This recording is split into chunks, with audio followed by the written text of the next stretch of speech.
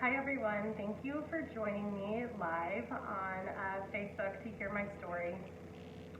And I am so excited to give it to you. So I'm nervous and I have notes and I have written it down trying to make sure I get you to say it, I guess, right. But just bear with me and we will go from there. Now, what started my whole journey for Young Living is, excuse me, I'm getting over the flu. And so what had started? Let me take you back many moons ago. When I was 21 years old, I was single and I was deployed to Iraq. And I'm sitting there at my desk and I get my one phone call a month, or my one phone call a week, and I call my mom and she tells me she has cancer. She has lung cancer. And I'm kind of like, okay, so on the outside, I'm far away, what am I to do other than to be strong? I am, okay mom, no big deal, doctors are awesome, they're gonna help you, just listen and do what they say, don't worry about anything else, just stay the course and everything will be fine. Hi Susan, hi Caroline, and Elaine, how are you? And anyway, so I'm sitting there, and on the outside, I'm like, okay, yeah, I have to be strong for my mom. And on the inside, I'm like, okay, what do I do? And many people have fought cancer and won cancer and all of those things, so I'm not too worried as of yet. Hi, Tiffany. And I don't know what to do. And every phone call I get is, I hear her telling me about the signs and symptoms of chemo and of radiation and the medicine and the medicine for that medicine to counteract that medicine, and it's heartbreaking because I can't do anything. I'm a 21-year-old kid and her mom's sick. Sorry. I knew I was gonna cry. I told you, you criers, I'm crying, and I was a little nervous to share. So anyways, time goes by, I come back, I go on leave, I see my mom, she's had surgery, she's doing great, so all is well, and I'm like, oh yeah, we're good, we're golden. I go back home, because I was stationed in Georgia at the time, and continue to be the super supportive one. I'm like, don't worry about it, we've got this mom, no worries, and then she goes and she gets sicker. She can't breathe, so she has to have tubes, and then she has to have a trach input in, so she can't talk, and nonetheless, I'm still crying, and I'm calling her, and I'm talking to her. She can't talk to me back, but I'm talking to her and telling her everything about my life, and how it's great, and how she's awesome, and strong, and beautiful, and all the while on the outside, I'm great, but on the inside, I am a scared little girl. And have you ever done the thing where you like have an eyelash and somebody says, oh, you have an eyelash, make a wish, and you make a wish and you blow it? I have never told anybody this, but when I would take my dog for a walk, I would actually pull out my eyelashes so I could have something to make a wish on. Sorry.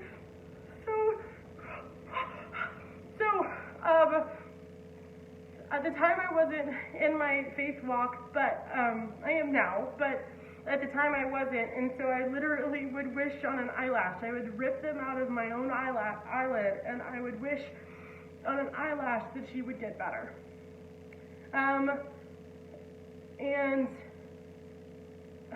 long story short, guess what? Those wishes didn't work because wishing on an eyelash is not real. And she got sick, and more sick, and to the point where her body just gave up and she couldn't do it anymore. So, all the while, sorry, I have questions and concerns and issues, and I want to know, how can I help? What do I do? I'm so far away and I can't do anything, and I'm a scared little girl, and then it comes time that she passes away, and I'm 21 years old, and still with all these questions and going through the grief stages of, why is it even a thing point that we have to weigh symptoms for more symptoms, that we have to counteract one drug for another drug. Like, how is there no such thing with all of our technology and all of our stuff that we don't have like true healing or anything like that? And so that was the catalyst that kind of pushed me into research and trying to look beyond just what the doctor said and say, is there something else that I can do to be proactive? So yes, what happened is 6 months after her diagnosis, she died of complications and basically she died of the surgery of trying to heal from cancer. It wasn't technically the cancer that killed her, it was the complication that followed surgery. Now she had diabetes and she had high blood pressure and she did not have a great healthy lifestyle and did not take great care of herself. And all of those things compounded on themselves. And then when she passed away 6 months after diagnosis, it kind of hit me. And I really set out on that journey then to find something else. Now, I am in those grief stages as the years progress, and it hits me when I actually have a daughter of my own, and I'm a single mom, or not single mom, I'm married but in the military, and I'm single mom as in I am a mom without a mom. And if any of you know what that first baby is like, you're terrified and you ask so many questions, and I had no one. And it was really hard, but I was like, you know what? And then it came to my realization that I have to fight even more for her, and that I cannot be my mom. I cannot be I do not want to live the unhealthy lifestyle. I don't want to leave my kid in the same place where my mom left me. I know she didn't leave me on purpose, don't get me wrong, but I want to be proactive in my health. I want to do everything I can now before we get to that point where it's too late. And so that's really what started my journey. So I had started researching and looking and heard little things here and there about this and that, and things that could help, but it wasn't until I had my daughter that I was really kind of like, okay, so she gets sick and I can't do anything about it. Again, I am still in that same place. I can't do anything for my child. Why can I not do anything for my child? This is erroneous. We live in this world of modern medicine, and I'm sorry, I'm hitting the table. I'm getting serious. We can't do anything about it, and why not? So I hear about the essential oils. I come across somebody that was an acquaintance of my husband's and mine many moons ago in Misawa, our first duty station. And she is teaching a class. And I'm like, perfect. Teach a class, no commitment, no like over the deep end type stuff. I take the class. I take a friend with me. And we go, and I'm kind of like, does this stuff really do everything that it says it does? No way. Like, no way. Does it really do it? Like, is it for real? And I go home and I talk to my husband. We get some samples, and then we go home and I talk to my husband. He's gone. So I am single parenting it geographically. And he's like, do it. If this is what you want to try, do it. And I'm kind of like, oh, that's $160 to try for my curiosity.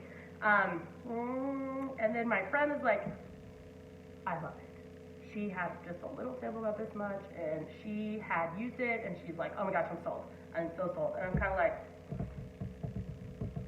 okay, all right. So I will go. Husband's giving me the green light. I have this curiosity and this need to research and like really like devour all of new information. So I buy it, and then I start using it, and I'm like, what?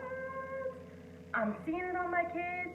They're using it every day. I'm using it on my kids, and I'm seeing it work, and I love it, and I'm testing it on myself here and there, but I'm not, I'm to this point where I'm still not using it on myself. I trust it enough to use it on my kids, but I have to completely retrain my brain of 26 some odd years of using regular, everyday, over-the-counter stuff to using this stuff. And like I said, anytime the kids have an owie or whatever, I'm like, oil, oil. I have an owie, and guess what? I leave it alone and I don't touch it. And I'm like, what is wrong with me? So it got to the point where it was a slow transition into everyday. I wake up with them now, and I use them, and they do all of these things for me. And then I've dove in off the deep end, or down the rabbit hole for Alice in Wonderland fans. I go down the rabbit hole, and I've just devoured resource after resource after resource. And everything they say, and everything I've read, and all their research, it just makes more and more and more and more sense. This was what I was looking for all those years ago for my mom. And now I have this superpower to do something, and I want to share it. And it's so awesome that I tell people, and they're in the same boat I was, of, it doesn't really do what you say it does. And I'm like, try it and find out. But this is my superpower, and I want to share it, and so you can have a superpower too. So I've come to the point now where I have my makeup is toxic free, my dish soap, laundry soap, kid soap, toothpaste, dog stuff, like everything in my house is now toxic free and all done. And I don't have that fear anymore of, hey, my kids can't help clean dishes, or they can't have a chore because I don't want them to get sick. And I can give them these supplements, and I don't have to worry about side effects. Or I can help them when they have a stuffy cold and things that your modern everyday people can't do. I can do, because I have a superpower. And so I just wanted to share that with you. That's kind of where I am today, where I legit feel like a super mom because of my superpower and the journey I have taken of losing a girl, losing our mom, and not being able to do anything about it, to a time where I can do things about it all the time, and I'm able to share it, and I'm also able to just love on everybody the way that I treat others as I want to be treated, so to speak. And that's that love of it that I can share, and I can give this superpower, and I can change your world, so that you don't have to feel what I felt, and still do on the occasion. It took me a long time to go through those stages of grief, and even now when I talk about her, as you can see, I get a little bit more misty-eyed. But follow me on the journey, like my pages. You'll see me, I'm going to start posting all the time about everything I use my oils for, to help you, to help, and even to help me. Maybe you do something and you can use them in a way I haven't even thought of, because that's how versatile they are. So I love you, like I said, like my page, and go to all my stuff. And I love you all. Thank you for staying and watching, and I will see you guys later. Bye.